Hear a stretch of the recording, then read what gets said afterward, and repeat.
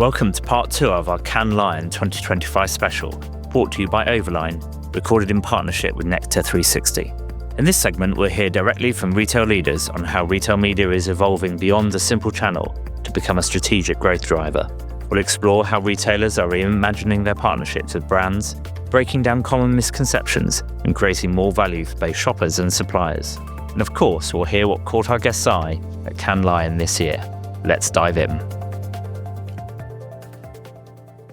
Good morning, everyone. Welcome to the Time for a Reset special edition in Cannes. I'm here with Mario from 7-Eleven. Welcome, Mario. Welcome back to the podcast. Thanks for having me. It's great being here. Yeah, and we've got a lot of exciting stuff happening today at the Nectar 360 activation here at the Carlton, and we're running the podcast throughout the day. So I've got Mario as our first guest today, which is fantastic. Okay. We're going to get started, Mario. You could just give the audience a little bit of background on what you do at 7-Eleven. Yeah, hi. Work for 7-Eleven, convenience stores. We focus in North America. My team manages everything having to do with customer data, loyalty, monetization, retail media. Awesome. Right, we're going to dive straight in. So first question of the day for you, Mario, value creation. What's the biggest opportunity in retail media today on creating more value for brands and enhancing the shopper experience? And how do you see retail media evolving over the next 18 months? I think the problem we have is that there's still this generic perception of retail media is one thing, and it isn't, right? If you think about it, retail media has the ability to be the absolute golden product that we've always been looking for. Influence the consumer at the point of purchase before they make a decision, right? But the way it emerged and the way that a lot of the teams that are buying retail media are set up for is they're trying to buy the same product across all retailers. Performance ads on first-party websites. Yeah. That works really well for a mass merchant, right? For an online merchant. I work at a convenience store. There's not a lot of people that go to our website to figure out if we sell chips or energy drinks. But I saw this meme. It was really good, the angry girlfriend meme, and it was saying the guy is looking at the girl in the red dress. That's 1% of sales, 95% of the ad spend, which is online. And the girlfriend is 85% of the sales, which are in store and is getting 5% of the media budget. And that is because, I think that's because of where it started. Yeah. And generally the brand teams that I talk to are very focused on buying a certain product. Yeah. And we don't have that product. We don't have a big website.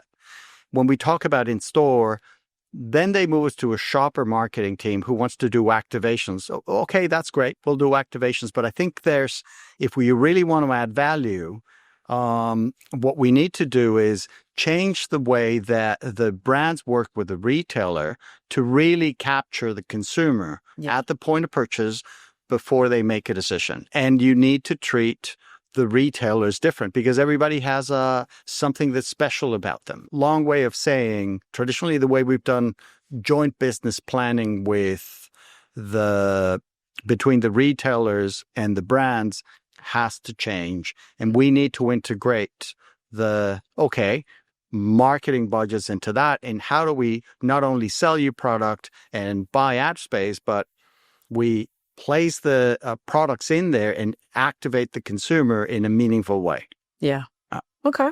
In terms of the strategic role of retail media, so you've seen it's traditionally been seen as a performance channel, but you're now starting to see brands wanting to evolve that into something a little bit more strategic. How do you think about that within the 7-Eleven organization? The way that a lot of media had been bought for years and years and years was because that's what the fish were, right? You used to buy aggregated audiences. That moved from buying aggregated audiences to targeted audiences online. But there really was not a lot of signal, at least for the products we sell. Yeah. There was not a lot of signal online because very few people search, where can I buy cookies? Yeah. Where can I buy a soda? Not a lot of people. There really was never a signal for that. But that's with the way we bought media. The opportunity really is, I've seen very, very few brands that have gotten really good at using retailer data to understand the consumer and to change their marketing and tailor their marketing to how the consumer is behaving in those particular stores. Yeah. We're very good at that as retailers because that's what we do. Like, we've been looking at data forever.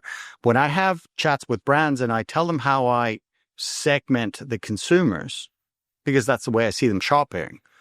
Yeah, but that doesn't really fit with our personas. Like, well, we don't use personas because at the end of the day, everything we do internally, we had a new guy come into 7-Eleven, big marketing background, and he came and asked me, well, Mario, what are your personas? I was like, we don't have any. What do you mean? So how do you sell? Like, who's the buyer? I said, well, what are you trying to sell? Because I don't care if somebody is male, female, AB socio, race. Are they buying coffee? Are they not buying coffee? What is the frequency with which they buy coffee? Are they buying energy drinks? Are they loyal to one brand of energy drink, or do they switch between brands? That's what I care about, right? So the messaging, the targeting and the messaging is going to be based on that. Maybe I'll vary the creative a little bit if it's male, female, or AB socio, but what I start with is the retail behavior. I don't think that a lot of brands are using that, right? It's not something they've traditionally done. And the teams that generally we have meeting with the retailers are not the data geeks, right? It's a shopper marketing team. And when I start going through the richness of what we have with the shopper marketing team, either they go like a deer in headlights, oh my God, I don't know what you're talking about. That sounds really complicated. Can we just talk about an aggregated audience? Or they go off the deep end. Oh, I would like to target micro-targeting. And so, again, I think it is the structure of the relationship and the teams and how the brands are working with the retailers is based on a model that is no longer relevant. Yeah, that's super interesting, especially in a world where they're trying to hyper-target people. And that may work in a pure digital environment, but when you're in store and you're trying to influence the transaction, especially in yours where it's such a short time span, Correct. It's a very different operation. And there's jobs for example, the way we run our retail media is we break it in 3 bits. We do have performance units on our 7NOW network, right? Because we do a lot of delivery. So we have that. It's a small part of it. We take our loyalty data, which is pretty big. We have 100 million, over 100 million registered members. We take that, we connect it to all the ad tech and all the digital display, social. What we use that for is top of the funnel, like creating the awareness of the product is here. This energy drink brand has a new flavor. Great. Once we get to the store, our 2 primary channels are the gasoline pump screen, and in store, it's the radio. That execution is purely bottom of the funnel, not quite a hard sell, but it's close the deal, close the sale. There's no storytelling. So brands, as they get better at working with us, they understand that distinction. Yeah. But when they initially come in with their preconceived notions and ideas. I hear you have in-store radio. I want to run this commercial because it works really well in morning drive. It's like, yeah, morning drive. You're in a car, in a traffic jam. You can listen to a 30-second. You can't do that in the store. You will lose the consumer. Yeah, got it. In terms of partnering with brands, what are some of the obvious misconceptions? You talked a little bit about that earlier, but what are some of the misconceptions they have about retail media in general? I think it all goes back to the same thing I thought, that it's all the same, that it's all performance media, that it's a product you buy, you take an IO and you're working for me. Yeah. And it shouldn't be that way. Yeah. We both share the consumer. Yeah, it's inherently more of a partnership, right? Because you're both driving towards the same goal, getting somebody to buy a product. Correct. In your case, you have multiple brands, whether you want them to buy the product for that brand, I want to know what's working, what's not working, and then you help me sell more product effectively. Yeah, we don't want any mediocre products in our stores. Right? Yeah. You don't want to have your product be mediocre, right? So we rely on all your brand marketing, all your product knowledge, all your product development. You rely on our ability to get the product on the shelves, have it in stock, but also tell the consumer about it. New products often fail. New products often fail because nobody knew there was a new product. Yeah. Consumers are, especially in our stores, consumers are in autopilot. They go in, beeline straight to the cooler. They know, I like the green can. Open up the green can. Was there another color? I don't know. I like the green one. Right? Yeah. Maybe if they knew there was something else. Hey, this is like the green one, but it has probiotics. Ooh, that would be cool. Maybe I should try that. Yeah. It's a joint responsibility. We're not treating it as a joint responsibility yet. Okay. So that's the area to grow into for the next 12 to 18 months then. I think so. But the hard thing for everybody is you can't, let's take the big brands we work with, like Red Bull, Monster, Coke, Pepsi, KDP. They're not going to be able to do that with 50 retailers. No. Right? So we're going to have to figure out, they're going to have to figure out, and we're figuring out how does 7-Eleven becomes one of the key partners for them. Yeah. And then they need to figure out who are the retailers who really want me to grow my business. Right? Those partnerships then are going to resonate. Now, what happens to all the smaller retail and the long tail of retail medias? We don't know. Yeah. Okay, so last question of the day for you, Mario, is anything you've seen that's really resonated with you at Cannes this week, or any kind of key themes that have come out that have kind of stuck with you? There's a lot of AI. Yeah. There's a lot of hype about it. I don't think I've mentioned AI, have I? Oh. Not once. No, I mean, that's like I haven't had to record. drink once. No, not even one drink. I think that somebody asked me this. I was in a panel yesterday, and what do you think is going to be like next year? I think that I think this is one of those industries that goes from ditch to ditch, right? And we're all going to go way. Somebody's going to go way on one side on the fully personalized creative automation and all that. And then what happened to the brand identity? Right. We're forgetting that. We were talking about it before. I was in an event last night. There was this retail media journalist called Colin from Ireland, I think it was. And he was saying, this is supposed to be the Cannes Festival of Creativity. Yes. And we're all talking about data and personalization. And he said, if we had called this the Cannes Festival of Data Monetization, I was like, nobody would be here. Right? But I think we're all in the conversation we're forgetting that. And you can't. Yeah. Right? Yes, you can. No, you can't. You can't forget that.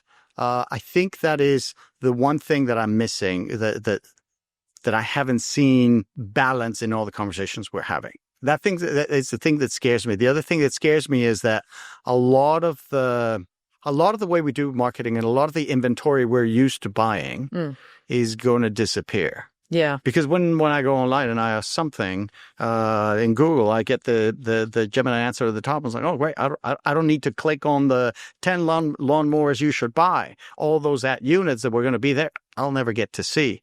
We buy a lot of placements. I'm not sure what's going to happen with that inventory. I'm not sure how to market to that agent that's going to be answering the consumer's questions. We're going into very interesting times. Yeah, and unfortunately, I don't have any answers. There's probably smarter people than me too. Yeah, but you make a good point about the brand identity component of it, because in a world where you've got AI agents talking to AI agents, the consumer is still ultimately the person who's buying your product. And if you're not influencing them outside of that environment, then both them and the AI agent, how are they going to know to buy your product? Correct. Somebody was asking me yesterday, well, of course, out-of-home units are still going to be working. I said, well, maybe, but if your car drives itself and your eyes are not on the road anymore, and you're sleeping, or watching a movie, maybe those out-of-home don't work anymore. Now, the consumer will always have their eyes open inside the store. Yes. Right. And they're purposefully there with their wallets, ready to buy something. So I think in the future, retail media is going to be more important. It's not going to be called retail media. It's going to be called media. Yeah. But we, together with the brands, need to figure out how to work together. Yeah. Okay. Well, on that note, we're going to end today. Thank you so much, Mario, for coming. It's great to have you again. Cool. Thanks. I'm Angela Myers. I'm hosting today. I lead retail media for Goodway Group. And we're here with Ben Richardson from the Albertsons Media Collective. So welcome. Thank you very much for having me. Yeah. Could you please tell everybody about your role, what you do? And of course, you're quite new, so we'd love to hear a little bit about your journey and how you got to Albertsons. Absolutely. I'm happy to. So yes, I've been at Albertsons. This is the beginning of my second month here. And it's been an exciting whirlwind since minute one. As my VP said when I started, he said, buckle up. And that's literally been an accurate preparation. Been nonstop since I started. And I think the role evolves with every day, every meeting. We are a small, nimble team that is building and growing, and it really is a startup mode. About 200 people in the Albertsons Media Collective. My role is on the newly formed agency team. Great. So partnering with, building first-time connections with all of the agency major holdcos, some specialized independents that focus on retail media. And then also I'm going to be focusing on some non-endemic, pharma being one of those. It's sort of endemic adjacent, where we have 2,000 pharmacies, as well as, perhaps financial services and some other categories that might ring true for retail media. Great. That's a big role. So yeah, it's big, and I mean there will be more of us, but it is a big and evolving challenge, and every day the to-do list seems to get longer in an exciting way. Yeah. So you're only here 2 months, but you've had a long career, and so what do you think that the great strategic value is of the Albertsons Media Collective relative to what's happening in retail media, but also just how Albertsons stays competitive with brands and other retailers? Sure. So yes, I'm coming most recently from Walmart Connect. And prior to that, I was at Amazon Ads, and worked both on non-endemic businesses and endemic businesses at both of those places. And, they have both created amazing products and machines and talent. So, in the grocery industry, the grocery business where we specialize, we are the number 2 pure play grocer in the country after Kroger, and it's $1 trillion industry. And, even though Walmart takes the biggest share of that, there's still plenty of room for all boats to rise in this monstrous industry. Yeah. And the consumer behavior in grocery is one that is constantly changing and evolving with new generations coming into grocery shopping, but also the new ways of seamlessly conducting your grocery process from online to offline. Yeah. So from a customer experience perspective, I actually see a lot of news about Albertsons being so focused on the shopper experience. Yeah. How do you think the Media Collective actually keeps that shopper experience pure in a way, but also bolsters it, makes it better? Yeah. So the important thing that we try to keep in mind, and that the leadership has instilled in me as I've onboarded, is, we are a retailer first. And that is true for all retail media networks. It is you're a support function, effectively, of the products in the stores. Without those products being bought and sold, the data doesn't get created, the customer experience isn't there to then feed and fuel the media ecosystem. So it is important to know that we draft off of what the merchant teams are doing and what the retailer team does. And so, that is where we derive our strength and where we derive, our power. And specific to Albertsons in the grocery world, we have, constant promos every week, as most grocery stores do. But these promos are significant and drive units as soon as they hit each week, really drive units. And so one way that, we look to bolster is to tie more tightly with what the merchant teams are doing, with what the promotional calendars are doing, be ahead of that with our brands, so that we can then align media to create that, to amplify that flywheel effect and that snowball, even accelerated even more greatly. It does then require some coordination on the supply chain and the procurement front, because you can't amplify the flywheel and have it, have people show up at empty shelves. So it creates opportunity as well as challenges. But we're working hard to create a holistic customer journey, and our journey is probably more heavily weighted in store than online currently. And so a big announcement we had this week was launching in-store screens with our partner Stratacache, and they're going to be piloted in, I believe, 60 stores initially in a couple regions, and then ideally rolling out to all 2270 stores across the country over the coming year. And those will include close-loop measurement, which is a unique function, and actually tracking to be able to know dwell time and tag an impression to a sale in that trip by someone seeing it out on the screen. Yeah. Well, it sounds like there's recognition that the Media Collective is really in service of the business. Is there also recognition that the Media Collective has the power to drive new business? I think that is a good question. I don't know that I've been there long enough to ascertain that yet. I think at the leadership level, it's definitely, there is definitely a connection at the top and an acknowledgement. It's not a side business. It's not a silo. It's not a rounding error. Financially, it may be still, but from a strategic perspective, we just had a new leader take over management of the collective, who is Jen Sens, and she's here this week, and Ken, and she is the EVP, Chief Commercial Officer. She oversees e-commerce and pharmacy, and now the collective. She's also coming from the merchandising side, and she really has just jumped right in with both feet and has a great sense of sort of the strategic importance that we bring to the business. And I think is seeing already in a handful of early meetings where she can unlock things and bring her deep experience. She worked at PepsiCo as well. Yeah. Deep experience from a retailer and a merchant into supercharging what we're doing at the collective. So I see, it's not by being small, the access to the leadership and the strategic decision making is fairly flat. Yeah. Her last name, Science, is actually my maiden name. No kidding. Yeah. We're not. You're not related. We're not related. Okay. That I know of.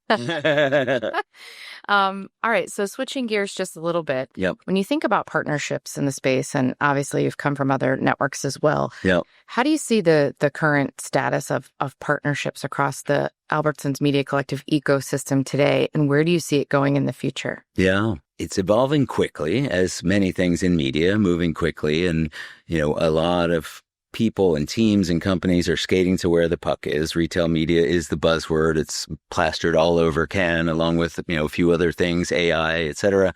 But it's still fractured. And two different worlds. It is really worlds colliding. And, at Walmart, it's Bentonville meets Madison Avenue. Here it's Boise meets Madison, and these are people and backgrounds that do not know each other historically and are rarely, if ever, the same person or someone. It's rare that someone was a merchant buyer for a big retailer and then is now in the retail media team. And I know a couple people who've made that transition, but by and large, you're getting people on both sides to learn new languages. So ROAS is meaningless to a merchant, and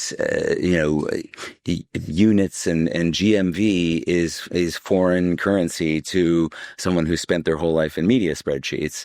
And so, the onus is on us, on sort of the ones who are kind of operating at the edges of both of these, and that's the agency community, it's the media community, the publications that are learning about this, the IAB, et cetera, to bridge the gap in this knowledge, and the suppliers themselves to bring the teams together and have all folks at the table. I mean, there's lots of situations in the world where you say, if everyone could be at this table at the same time, but truly, if we can have merchants, the media teams, the retail media networks, the media agency, the creative agency, even the planning teams, the strategy teams, brand managers, thinking about this holistically, because it is a complex ecosystem where you're talking about a year out.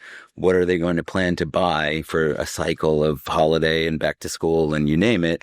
And then what does the media look like to help drive that? And then layer on top of that creative ideas and tent poles and the Super Bowl and the Olympics and you name it. And so all of this is happening in layers at the same time, but it's not happening cohesively necessarily. Yeah, like integrated. And it's hard. It's a lot of groups and teams and TV upfronts and different commitments and agency, holding company programs and deals. And so, and Amazon has a 10-year head start on a lot of this. And so, I think there are things that are really coming together with Publicis buying Mars United. So they're in-housing a ton of commerce and retail media expertise, and Kinesso at IPG, and Flywheel at Omnicom. Yeah. So, there's recognition in the market that this has to happen. Certainly recognition. Yeah. Every agency now has a commerce lead or several.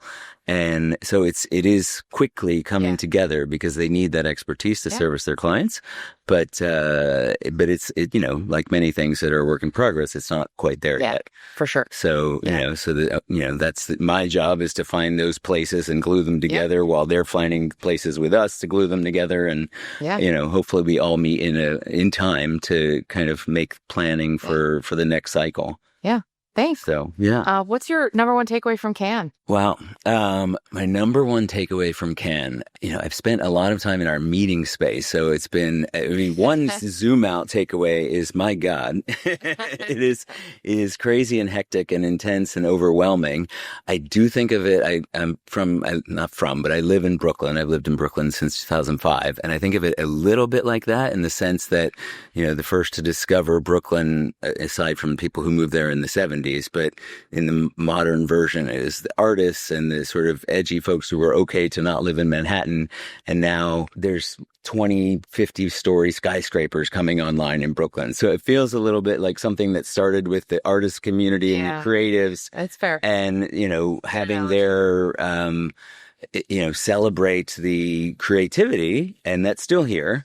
But so much has come around it and, a lot of good stuff as well. But it's grown to be something that is very different from where it started. Yeah. So that's, and this is my first time. So it's overwhelming to have not seen the evolution, talking to people who've been here for 10 years, just dropping into the first one.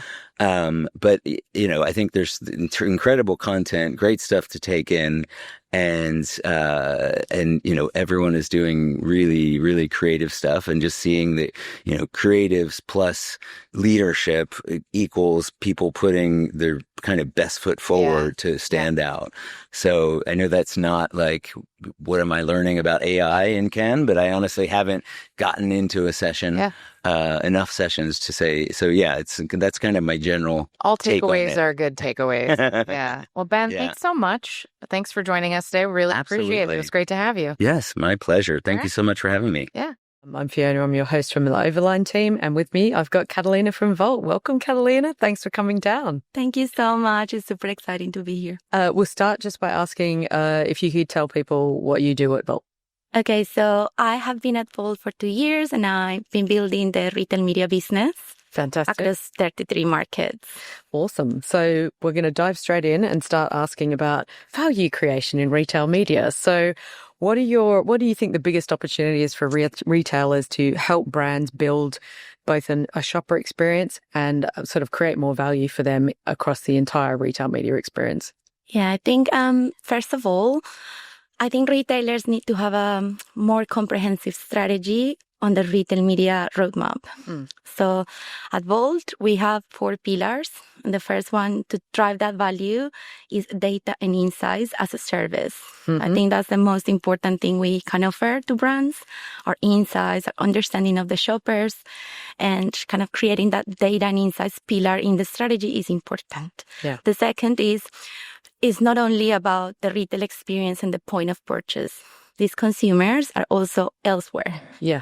So the ability to connect with them outside of the apps or the shopping experience is important as well, to be able to tell brand stories that are going to differentiate the products. Yeah. So I think that off-app element that is now talk of town here is super important. So it's a second pillar of our strategy, something that we've been working on in the last 2 years, because consent is a pretty big, important topic in that, and it's taking a long time to be able to build it properly. Yeah. So we value privacy and want to do it the right way. So we've been building that consent framework to be able to then connect with those users outside and offer value through storytelling and branding. Then obviously the in-app experience is super important as well. It's our third pillar, where we ensure that when that person is connecting with the brand at the point of purchase, that experience is natural, native, repetitive, doesn't feel frustrating, annoying, invasive. So creating that value in the experience, making it feel natural, and, relevancy is key in that pillar for us. And fourth, also, there's opportunities to reconnect with the consumer after they have the shopping experience. So how can we add value? How can we deepen that relationship after the purchase? So through loyalty and other execution. So having like a more comprehensive strategy, not just in-app experiences or like on retail experiences, but thinking about media planning and insights, communication, conversion, and re-engagement. I was going to ask you about sort of where do you see that going over the next sort of 12 to 18 months? How do you think that's going to unfold? And what are some of the trends you're seeing in that space now? It's a great question. Like, I've been really excited about this Cannes and the recent events like Shop Talk and these places because I've started to see how we're converging with technology. So you see all these events now. You see people from product, you see people from brand, you see people from retail. And we're like really in a moment where we're figuring out how we do this together and how we collaborate better. Because I think the industry is really screaming for that collaboration, definition of standards, and integrating the different elements like the technology, the communications, the performance. So I think we'll see a lot more of that. We'll see more companies, helping us connect and offering value in that connection and those processes that are much needed. And I think the industry is moving into more integrated technology, creativity, and performance. And in that, when you're sort of looking at the strategic role of retail media, you just kind of touched on that. A lot of brands will go into it thinking of retail media as just a performance tactic rather than more integrated part of their overall program. How do you guys see that at Wolt? Because obviously you work in a very specific sort of immediate shopper experience as well. And so you play a pretty unique role in that space. That's true. Like we feel sometimes pigeonholed in the performance element because we're so close to the point of purchase and people get these products in 30 minutes. So obviously, even though our audiences have so much more value than just the performance element across the communication spectrum, they still see us and will judge our performance in the results, in the sales. That always happened for all retailers. Like I think is something common. And I feel that we have the right to win there and we need to look after that performance and deliver. So I think we have a proposition there. But as, we build these off-app opportunities and our audiences are now available across other platforms, there's opportunities to connect with the consumer and tell stories and use better creative, not just like an offer and that's it. I like to say that in my media experience before moving to ad tech and technology, it was really interesting to learn that for you to be able to be aware of a brand, you need about 14 engagements. In retail, you don't have 14 impressions to win. You have to be really sharp and offer a promotion and that's it. But before we do that, we need to create value about the brand and I really position the brand. So I think with these off-app executions, we're going to be able to do that, create that engagement, those 14 moments of connection with the users and then drive the value in the performance element later on. So it's like a more full funnel approach that we can now do. So I was going to ask, that was my next question because Mario was on just before you from 7-Eleven was talking about that. One of the misconceptions that a brand will have is that, yes, you're excellent at the transactional side of it and the performance, but all the data you're collecting on that person can be used across any area of your funnel. So it's more like, do you see the same thing where it's more like a strategic partnership, not just in the, I can help you convert this purchase in this moment, but I can also give you back a load of data that helps to inform your upper funnel strategies as well? Yeah, I think if you only compete at the point of purchase, people are in a very rational moment. So that's why the creative at that point is offer-driven and not so much value-driven. But if you took those users and connected with them elsewhere when they're probably just not even that aware, and you start having a more value-driven conversation about what your product is better, like telling that story in different formats, different moments, then when that person comes into the marketplace, it's primed. Yeah. They already understand the value and the superiority of your product. So you don't have to rely so much on the performance discounting piece because the value has been created. So I think if brands understand that they need to create this, connection and tell these stories in a better way, leveraging our data through the funnel, I think we'll see better results. Yeah, I think that branding element, we cannot miss it. And I've seen way too many brands disregarding the importance of the branding and the connection and the storytelling. Are you having brands coming to you asking for like specific innovation? Are they looking to you guys to innovate, or are they literally coming to you saying, I want performance media, and you're having to sell the innovation side of it to them? I think we work with like different clients that are at different stages in their maturity. When you work with more established brands, they have gone through this process with many other vendors forever. Yeah. So I think they have a little bit more experience, and they know that culture and creating moments and doing innovation really sets them apart. Yeah. So those brands are super cool to work with because we're like really thinking just beyond plastering a discount, right? Like we're really creating value, creating moments, doing cool things. Yeah. And you can see that in the sales later, like it connects with people. But we also have, a lot of trade marketing teams that are like really worried about getting the sales, and the campaigns will be short and very value driven, discount driven. So yeah, I think I would say the majority of our past 2 years campaigns have been performance driven, but in the last 6 months, we created more tools and like made our audiences available for better things. Yeah. We've seen a lot more brands coming to us and really thinking of co-creation, co-marketing. Yeah. What ideas can we bring to life? And I think I've seen it at Cannes as well, like this whole owning the moment, owning culture and creating that connection. I've seen it a lot. And that excites me because I think that's what we're really going to see, beautiful storytelling paired with data driving outcomes. Yeah. And that was actually my next question to you, was sort of like what are the insights you've seen coming out of Cannes so far? So I've heard multiple people on the Croisette talking about, everyone's talking about AI, everyone's talking about the importance of data and tech, but we are at the creativity festival. So what's your take on that? Because it's very, you do need the data and tech, but you also need the creativity. You know what? That's a really great question. And just before we were here, I was telling you I'm a software engineer. Yes.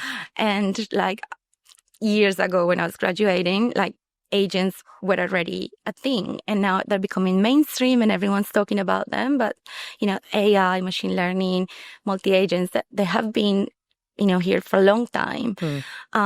And I see them as enablers of, doing things faster, uncovering perhaps insights easier. But I think the creativity and, the human touch and the ability to connect emotionally is something that perhaps wouldn't be something a machine could easily deliver without, us really putting the effort there. Yeah. So I don't see it as something that, is either or. I see we need to learn how to use it to do the best outcome possible. And to be fair, one of the best examples of creative that I've seen in my career, like 17 years in media, is actually from an agency back home that leveraged a lot of Twitter data and mined it and did all this machine learning on that data to uncover really nice insights for really cool campaigns and creative that was inspired by this data. And it was magic, getting that insight right and then building something super creative, deliver like the most incredible results I've seen in my career. And like, it was amazing. It's like, you can do it. Yeah. It's doable. Like, we're not enemies. The CTO is not sitting far away from the CMO anymore. We need to work together and drive outcomes and use all these tools to our advantage. I'm not scared. I think I'm an AI positive person, but I think the hype is a bit much. It's a bit like the year of the mobile, isn't it? We were saying the year of AI for like 2 years now. Yeah. Well, thank you so much for coming in, Catalina. It was lovely to have you on. Thank you so much. I really appreciate it. Awesome. Nice to see you guys. You too. I'm Angela Myers. I lead retail media for Goodway Group, and I'm here with Alice Anson from Nectar 360. Thank you for joining us. Thanks for having us. Yeah. Tell everybody about your role. Yeah, so I'm really lucky. I lead our digital retail media business. So that is effectively everything that uses the internet to do things. So be that our websites, be that offsite digital media across social display, and also recently overtook all of our digital in-store strategy. So across our screens, etc. And my role goes all the way through the ecosystem. So everything from defining the proposition, building the tech, and then sales and operations. For the listeners that don't know, just a little bit about Nectar 360 in total, just like what are the big stats? Yeah, no problem. So Nectar 360 is the in-house retail media data and loyalty agency for the Sainsbury's Group. Sainsbury's, a UK grocer, also has Argos, which is a general merchandise retailer, and Tu Clothing as well. We are really proud to have the UK's largest coalition loyalty program. So we work with multiple brands, obviously our own group, but also British Airways, Esso, etc., to allow collectors to kind of earn and redeem points. And we have 23 million active collectors in the UK. That's a lot of scale. It's a lot of scale, yeah. All right. Well, with all that scale, how do you think about creating value in the ecosystem for all of your brand partners? So everything for us kind of starts with the customer. And for us, we have two customers. We have our clients and our agencies that we work with, and obviously the end consumer. So when we're thinking about creating value, it's really about how do we solve for the problems that they have. Really excitingly, it can. We've recently launched our Nectar 360 pollen platform. And that really came from the fact that brands were saying to us, there's too many retail media networks. It's really difficult to work with. We can't truly omni-channel plan because all of the systems are unique.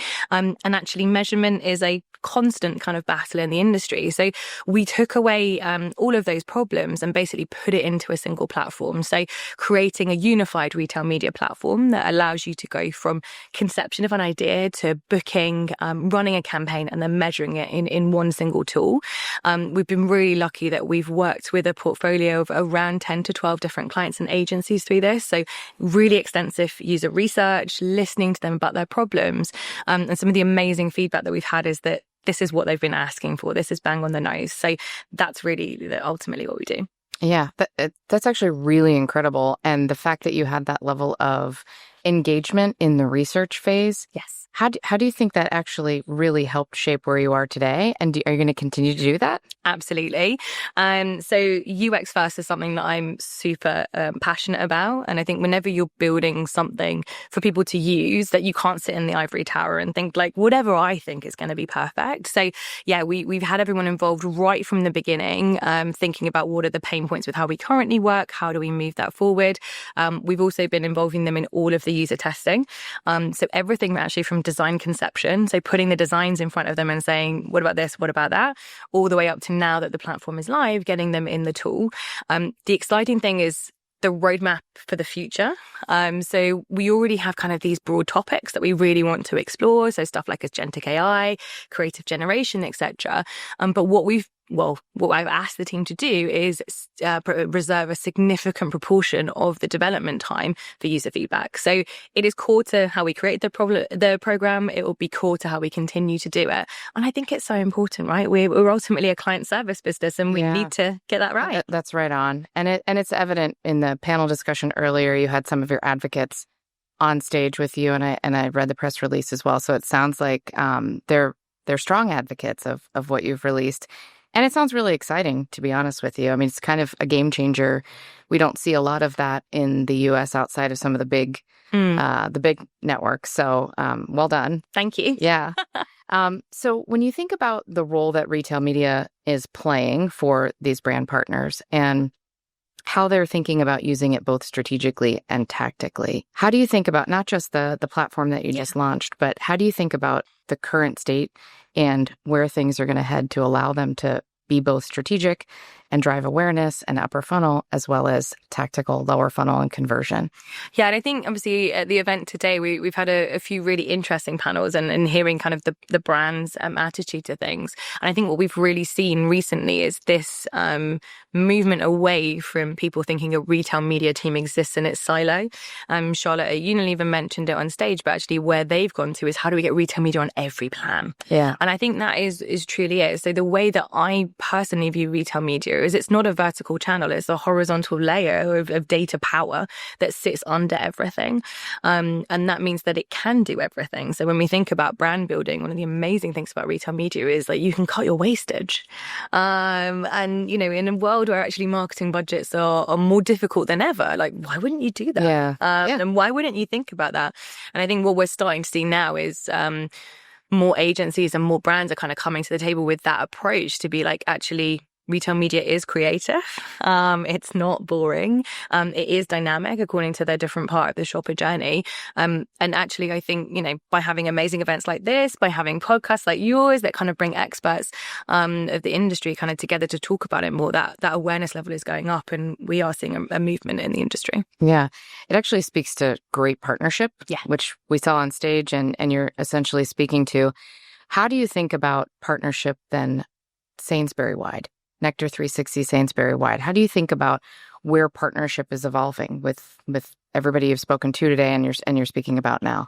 Yeah, so I think really when we look at the Sainsbury's world and everything that we do there, it is a partnership. It's kind of that removed closeness. It is kind of how we view our relationship with the retail piece. So absolutely, it's really important that we have that relationship and we understand the category strategies, etc. We want to be separate enough to kind of drive innovation.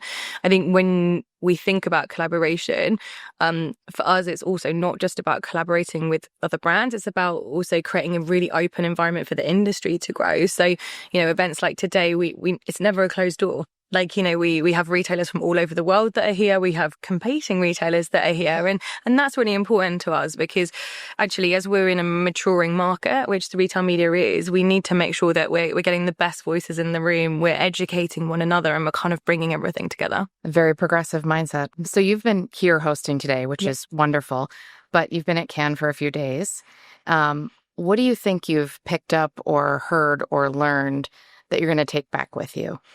I'm super passionate about AI and everything that happens within that space. And I think, you know, it's really interesting about the move to kind of agent to agent conversation, obviously the rise of GEO, generative engine optimization. And I think really what it has kind of highlighted to me is that we are only scratching the surface in this. Every day is a school day. And actually worlds are really colliding in this environment. You know, no longer can we be like, okay, well, this is tech and only tech have to worry about it. We absolutely have to do that. I think the thing for me as well that I always love about Cannes is that it kind of reminds you of the power of human connection. Being able to see people that you've either only seen on a screen or like you've not seen for 12 months. I think that's really exciting. And, you know, being able to share those ideas is great. And again, in a world of AI, that can't be replaced in my opinion. So I think that's probably the thing that I love most about Cannes. Yeah. Well, thank you so much. This has been a great day. Your event is wonderful. So thanks for letting us be a part of it. And thanks for sitting down with us today. Thanks for supporting us. All right, great. I'm Fiona from Overline, your host. And today I have with me Maurits from Ahold Delhaize. Maurits, will we start? Just let people know what it is that you do. Well, to begin with, Ahold Delhaize is one of the largest retailers in the world, grocery mainly. 1/3 Europe, 2/3 in the US, East Coast, all of that. And I head up retail media for Europe and Indonesia. One of the first things that we've been asking everybody that's joining us today is what do you see as the biggest value creation opportunity for retailers now to help brands, not only with their branding itself, but also with the shopper experience in overall? Theoretically, retail media, if it's omni-channel, would be able to give a full funnel experience. Nevertheless, in my opinion, retail media will be part of a larger omni-channel campaign mostly. Yeah. So it has its role to play, which is not just conversion building, but definitely also branding and more mid and upper funnel. Yeah. And I'm happy to hear more of that every year when I come to Cannes. There is more of mid and upper funnel in retail media happening. Yeah. Yeah. And are you getting asked more of that from brands now? Like, are you seeing some of the brands that have been in the retail media space for longer starting to ask for more of that innovation Definitely. from you guys? Yes. Yeah. But it's not just, that is not just demand driven. Yeah. It's both supply and demand driven. I see retail media networks all over Europe offering more and more mid and upper funnel media. Yeah. Okay. And so where do you see it going over the next sort of 18 months? How do you see that evolving, that relationship? It'll evolve in the direction it's already evolving in. So we'll see more mid and upper funnel. We'll see more mid and upper funnel media. So we'll see obviously more digital out of home. So digital screens in store. We'll see more offsite. I'm sure we'll also see more non-endemic. Yes. We see more and more of that happening. Have you seen more of an appetite now? Certainly some of our other guests were talking about an appetite not only for CTV and digital video, but also for audio increasingly, because a lot of retailers have in-store audio. Are you getting the same demand? Well, we've been doing audio for long. Yeah. It's not the biggest part of what we do, but is part of in-store, which is still the biggest part of the retail media that we sell. Yeah. At least in Europe, that is. Yeah. Because as most people know, there's quite a big difference between the US and Europe. Yeah. As in general, US is ahead of Europe. Yeah. Except for the stuff happening For the stores. in-store, yeah. Definitely Europe is ahead of what's happening. I just this morning came out of a session specifically on in-store measurement. I was listening to a conversation between mostly US people and felt like, going 5 years back in time in Europe. No, so we have to give them credit where credit is due. They're way ahead of Europe on average. On average, on the digital side. But on the in-store side, there is much to learn, I guess, the other way around. Yeah. So we can return the favor as Europe. Yeah. Well, I mean, that's a good point around, obviously the buyer experience in Europe is different and the shopper habits are different in Europe than what they are in the US. So does that Not influence? too different. I doubt whether there's lots of difference. Really? In general, in grocery, well, my world's grocery mainly. Yeah. But it's not just in the grocery business. By far, most of the revenue is happening in stores. Sure. Yeah. In both and US roughly 80%, there's different percentages, but roughly 80% of all buying decisions are happening in store. Yeah. And then also in store has reach comparable to the biggest broadcasters. Yes. Yeah, you see the numbers flying over LinkedIn every other week. So that's the second reason. Third reason is it's hugely underinvested. And then finally, there's lots of convenience coming in there as well, as in buying convenience. More and more of in-store and mainly digital screens are programmatically available. I doubt whether there's this chronological order. I think we ditched that already years ago. Yeah. There is no chronological customer journey anymore. It's all over. Yeah. It's spaghetti journey. Yes. So any touch point you But in that spaghetti journey, in-store is the new TV. But one of the things that has happened along that transition that you're describing is also that most of the retail media networks, and partly this also goes for us, is it has definitely moved away from something that was part of trade conversations. Yeah.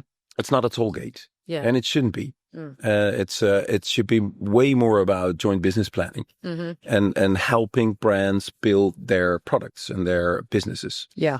And it's way more of a collaborative way of working than the fight we every now and then have in the trade relationships. Yeah. And how have you seen that change, that JBP process over the last couple of years? Have you seen the brands adapting alongside what you guys are doing on your side? We're learning all sides. This golden triangle where you have the agency and the advertiser and the retail media network.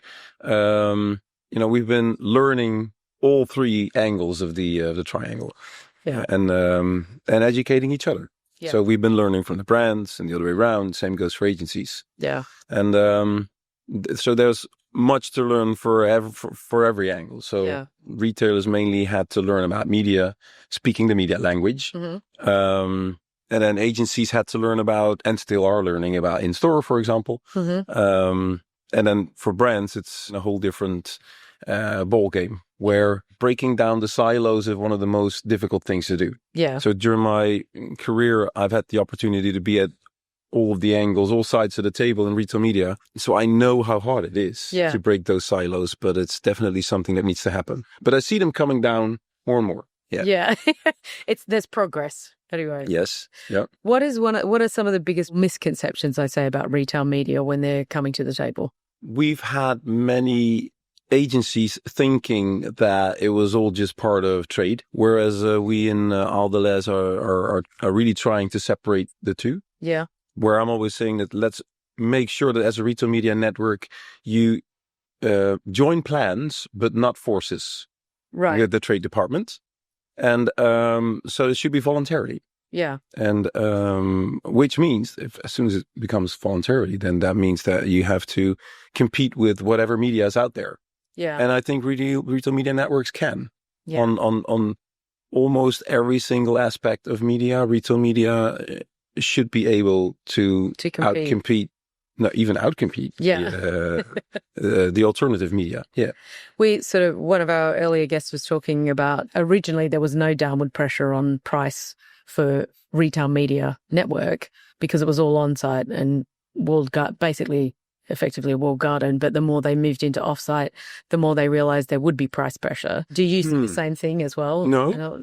No, I disagree actually, because every brand can only spend, the euro or the dollar once. Yes. So it doesn't matter whether you're a walled garden or not. Yeah. Still, they would have to decide whether to spend the euro or dollar on your retail media network on site or another media. Gives the ROI. So still, there's been price pressure on it always. Yeah. Okay. What has changed is that it was relatively difficult in the early days to reason why you had a specific price. Yeah. So what most of the retail media networks did was either they had some historical pricing that dated back from the days that some of that media was baked into trade relations. And the other thing they did was just look around, and ask around.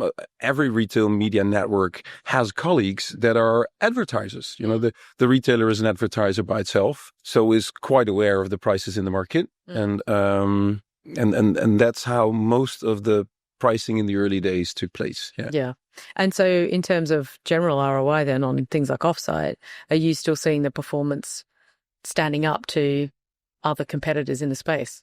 It's difficult to compare because for most of the offsite advertising done by retail media networks, what should it be compared to? Because if it's not done through a retail media network and you can't do the closed loop measurement, then what should you compare it to? So you get the interesting comparison between, a stone hard ROAS or even iROAS, for example, compared to reach, frequency or so it's CPM. difficult to compare. Yeah, CPM. Yeah.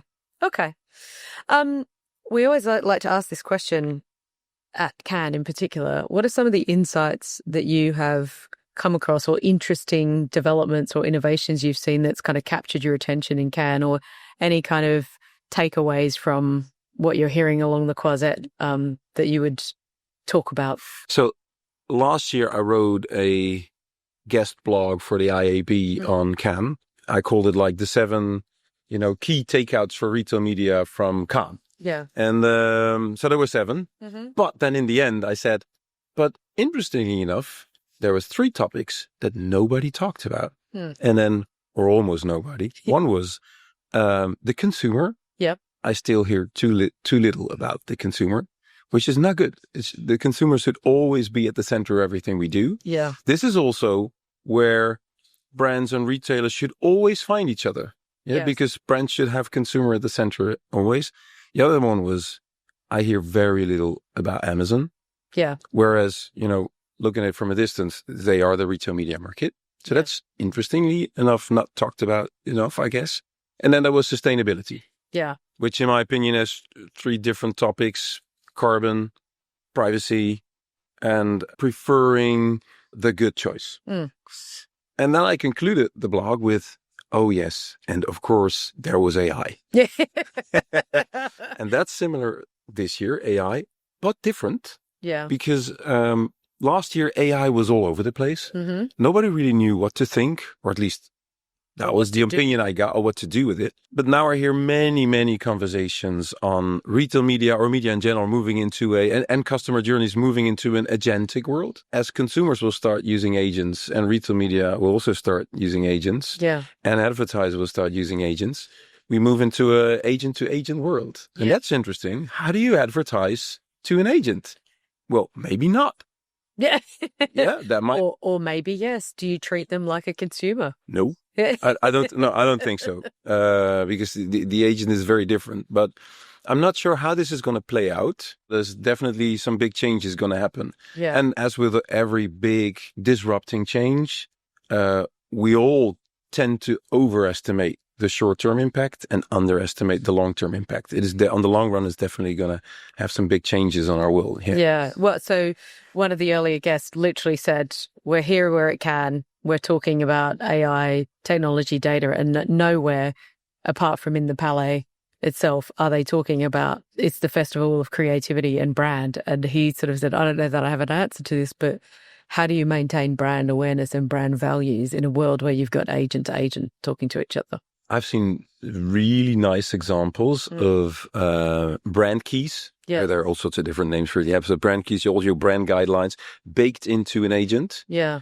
I've even seen examples of AI making sure that the branding is even better because they're checking whether the creative fits with the brand key or the brand guidelines. Yeah. So I'm not too afraid of that. What I am afraid of is that we don't talk creativity enough.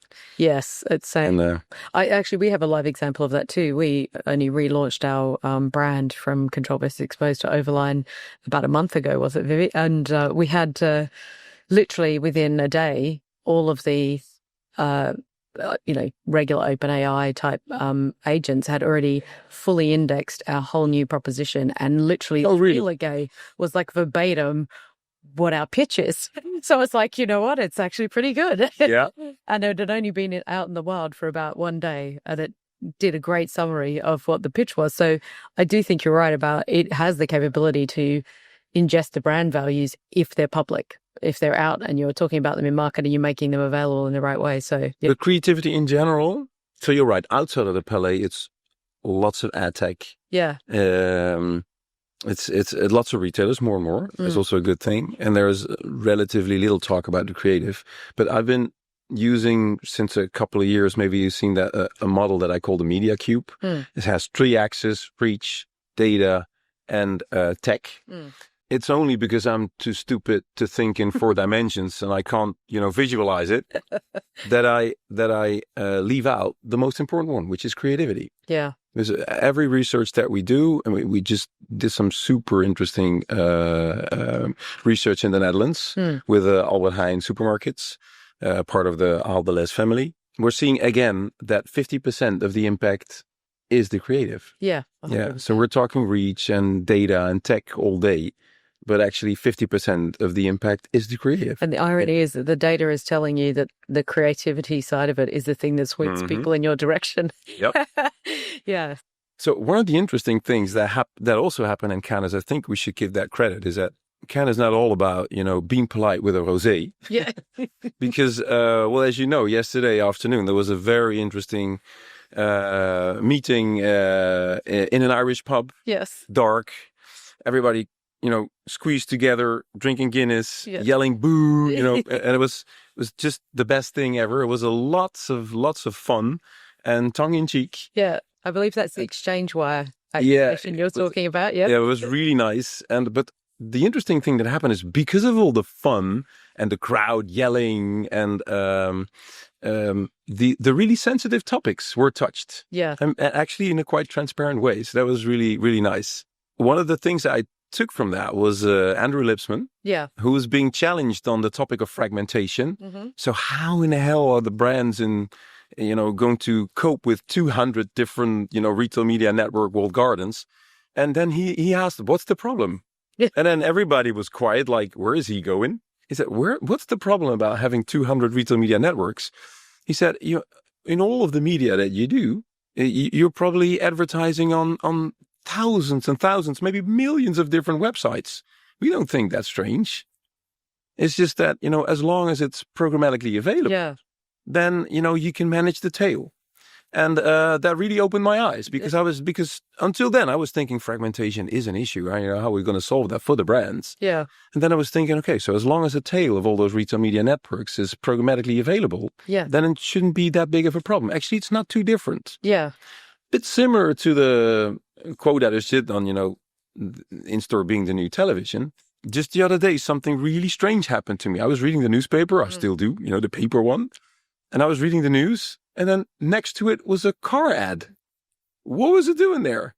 I was reading the news. And then there was a car ad next to it. Isn't that strange?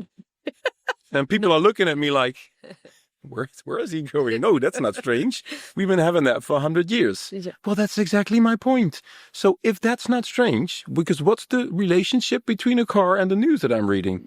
So why would it be strange to have a car ad in a grocery shopper journey? Yeah. Why not?